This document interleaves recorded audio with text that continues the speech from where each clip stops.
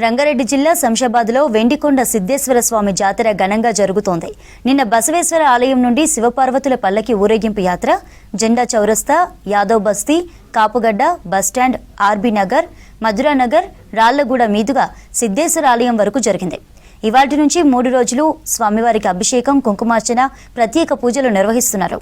జాతరకు శంషాబాద్ మండలంతో పాటు రంగారెడ్డి జిల్లాలోని వివిధ ప్రాంతాల నుంచి భక్తులు తరలి వస్తున్నారు. 3 రోజుల పాటు జరిగే జాతరకు అన్ని ఏర్పాట్లు చేశారు అధికారులు. ఆర్టీసీ ప్రత్యేకంగా బస్సులను నడుపుతోంది.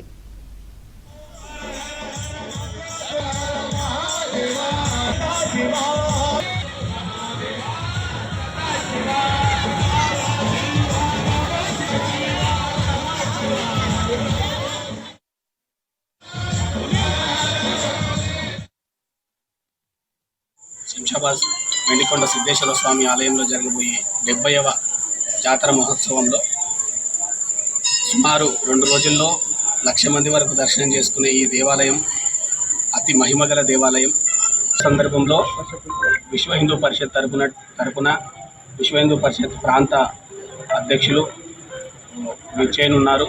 ప్రాంత కార్యదర్శి వారు, జాతీయ కార్యదర్శి రాజనేతులు శశిధర్ గారు, అదేవిధంగా ప్రముఖులు, స్వామీజీ వాళ్ళు ఈ 2 రోజుల్లో సుమారు ఒక 10 మంది మన స్వామీజీలు ఇక్కడ దర్శనానికి రాబోతున్నారు.